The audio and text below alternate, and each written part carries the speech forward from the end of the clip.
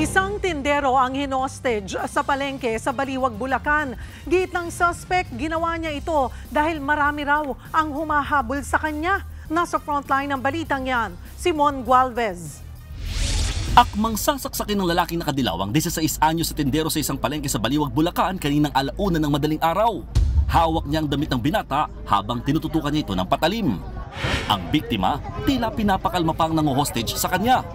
May mga pulis namang nakikipag-usap sa lalaki para pasukuin siya. Maya-maya, nakaharap ng tiyempo ang mga pulis para dambahin ang sospek.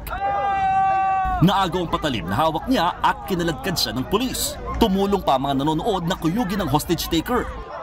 Kinilala ang sospek na si alias Boy, isang mangingisda at construction worker. Sabi niya, hindi naman daw siya lasing. Marami lang daw humahabol sa kanya kaya nang hostage siya. Kaya ko po nagawa yun. Opo. Kasi po nagipit na po ako. Nagkakayugan na rin po. Ako rin po, hindi ko po kagustuhan yung kaso po. Dalawang gabi na po talaga ako nag-aabol eh. Walang tulog po. Okay. Pagod na po rin ako na-block na po yung pag-iisip po. Bago ang pang-hostage, isang babae at lalaki na palang hinabol at nasugatan ng sospek matapos silang madaplisan ng patalim. Meron nga po siyang dalawang biktima hanggang sa umangkong po na kanya pong hinostage na po yung kanyang pangatlo at huling biktima po. Nasa mabuting lagay ng tatlong na biktima ng sospek. Nakakulong na sa Baliwag Jail Facility si alias Boy habang inihahanda ang kaukulang kaso laban sa kanya.